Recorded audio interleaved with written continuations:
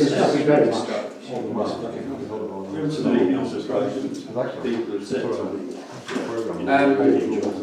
Good evening, everyone. I was going to say a warm welcome to you all, but it's a bit miserable tonight. But anyway, welcome to you all. Nice to see Nigel at last. Are you on holiday now, Nigel? Oh, no. No.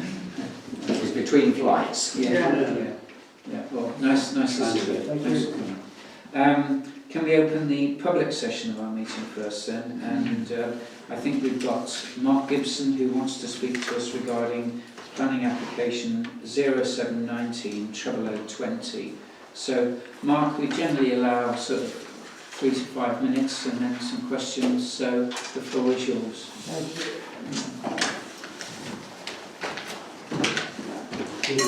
We don't take gifts, by the way. I do. And is that the begging bowl? May I sit down? Of course.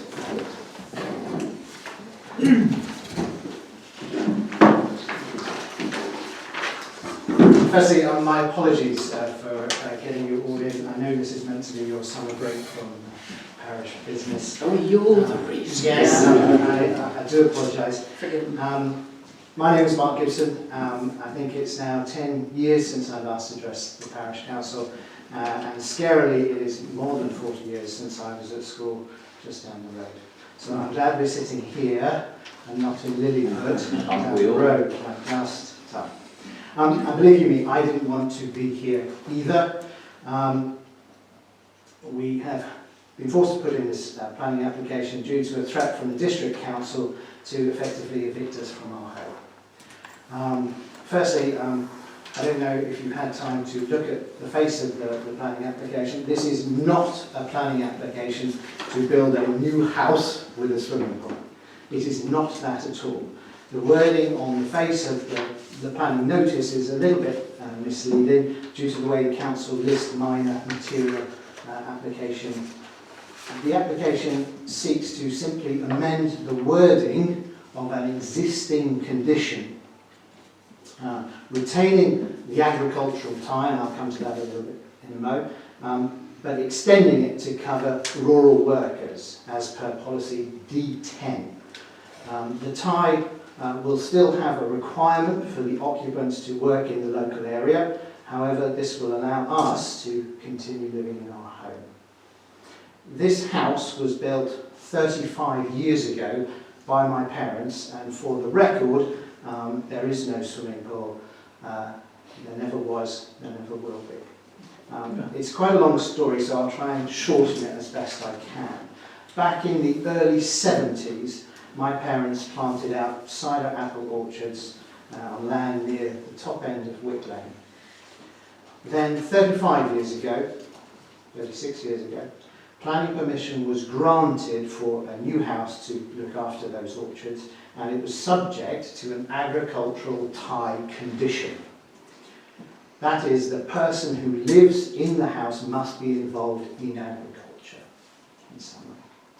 We were under contract to what was then Taunton Cider. You may remember Autumn Gold, and dare I say it, Diamond White, all of those things. And at its peak, we were sending 250 tonnes of apples every year to the cider mills in Taunton. But what happened was, after about 10 years or so, all of the new orchards that had been contracted to Taunton Cider across Somerset and the southwest all came online at the same time. So from having not enough apples, they had too many apples. So of course what happened was the price per tonne plummeted, making things very financially challenging for us. So we listened to what various governments have said to farmers: stop moaning, diversify, diversify, diversify. And so we did. We started making our own cider and selling it through a farm shop, for which we applied for planning permission. And over time, and remember this is a process over 40 years, we diversified further with planning applications for in total 7 fishing lakes, log cabins, a training centre, a bigger farm shop, an event centre, and so on. My visual aid here, I don't know, you want to pass around if you like, but there is an inscription on that there. My mum and dad even received this bowl from Princess Anne at the Bath and West Show for winning a national competition for best farm diversification. My father worked into his 80s until his death last year, and my mum into her late 70s. This farm was their life's work, and it is mine too. They moved into Burnham 5 years ago, as things simply became too much, and myself and my wife moved into the house which I grew up in. It did not even occur to us that there might be a breach of this agricultural tie condition until we got a letter from Sedgemoor earlier this year.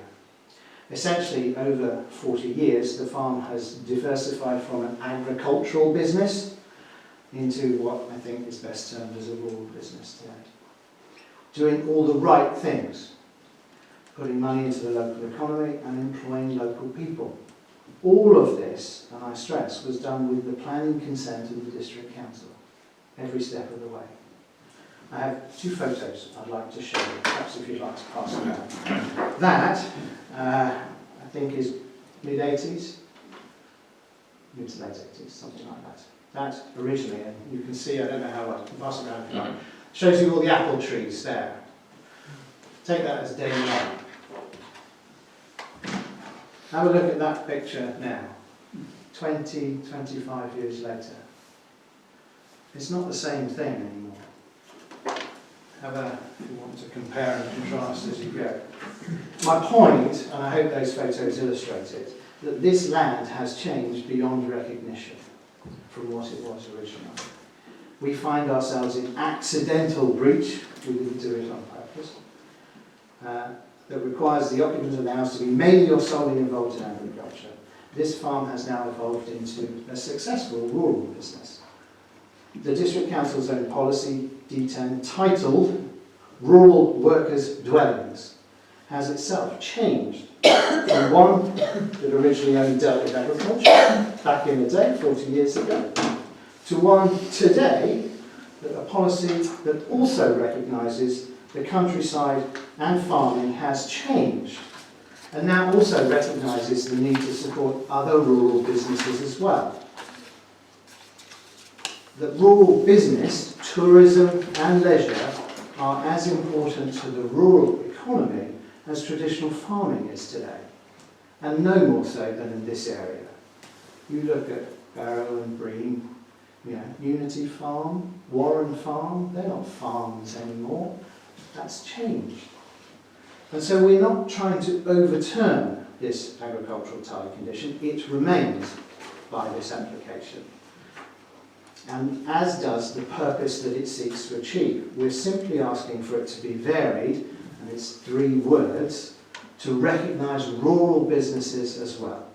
And so conforms, I believe, with the Council's own policy on rural workers' dwellings.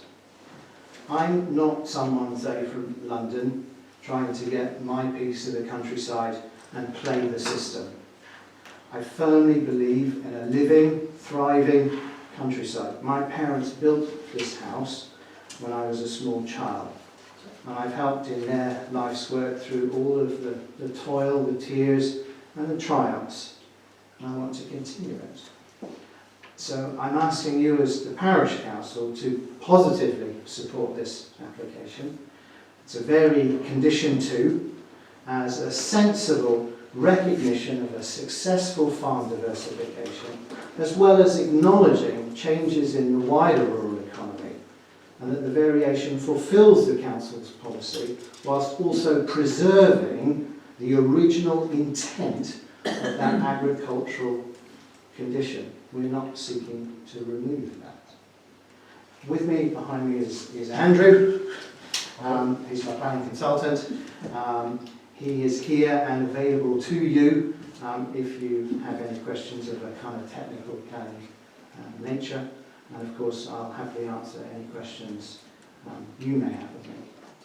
Again, apologies for getting you in here. Thank you so much for your time. Thank you. That was great. Can I ask you one question then? Yeah. I've studied everything that is online for your application. Yes. I couldn't see any comments of any of your neighbours who had any problem with your application. Not that you've got many neighbours. No, I mean, we are, the neighbours are, the tracks to one side, so we've got 3 sort of neighbours. None of them have any views on it. No. I don't think it bothers them in the slightest. And the point, in a sense, is the council's policy, as I understand it, is to prevent isolated houses in the countryside. Yeah. You know, wherever possible, you should build houses in settlements. There are exceptions to those rules, and some of them being to provide dwellings for agricultural workers and rural businesses and so on.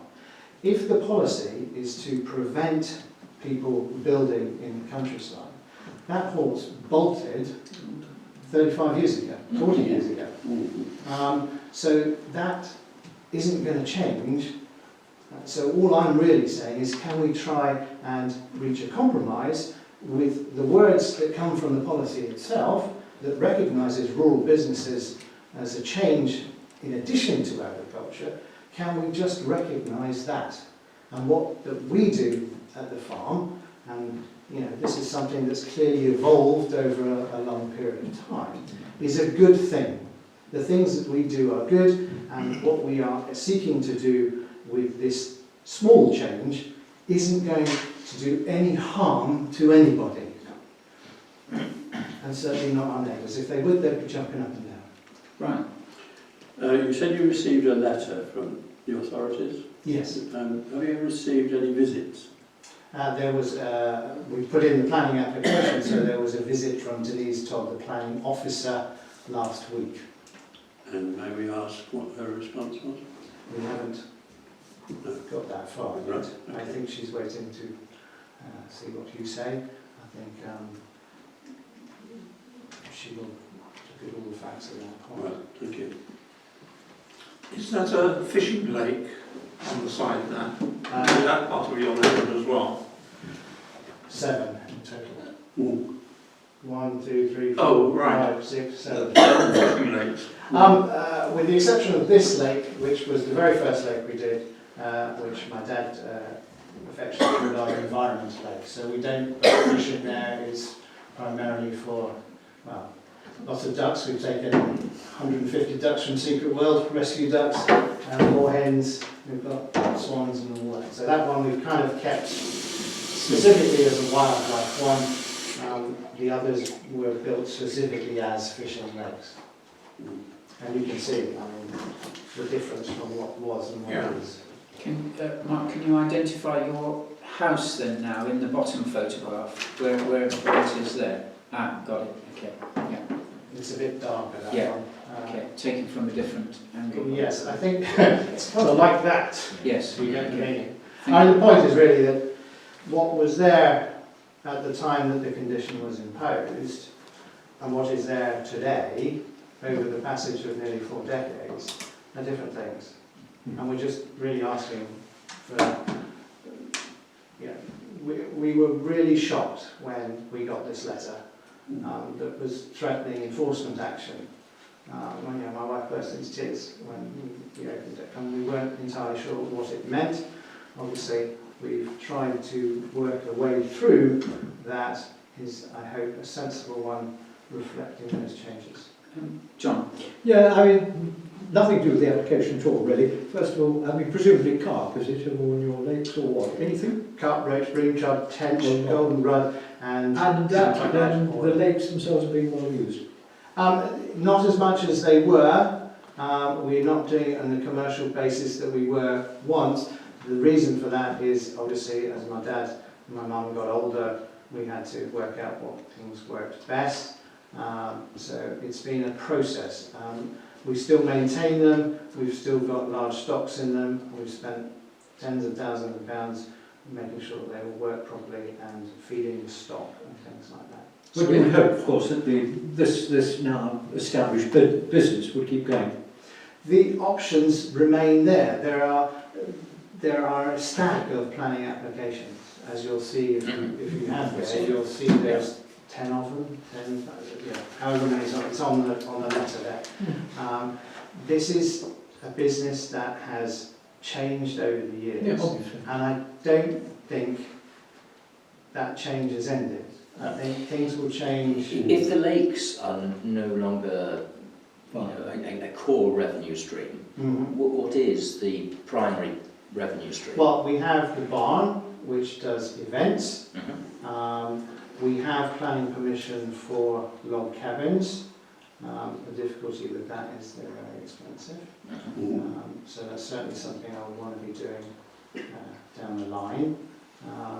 This has been a difficult period. My parents worked probably much longer than they should have done, and my dad in the end died of cancer. So we've had to deal with family issues as well, and so we've had to try and consolidate and do the best things we can as it stands. So you're currently in a kind of bridging situation Well, between what went and what is to come. Yeah, and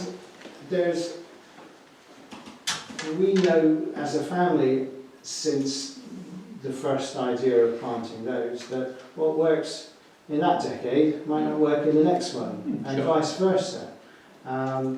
You know, what we do now is become a lot more challenging because there's a lot more options for people to do what we do now. But all I'm saying is this kind of works. Mhm. What harm are we doing to anyone with this change? All we're trying to do is bring us from being, I think, accidentally outside of something to foursquare within it, and so that we can carry on what we do. And I'm very adamant that what we do and what we have done and what we will do are all things that are the right things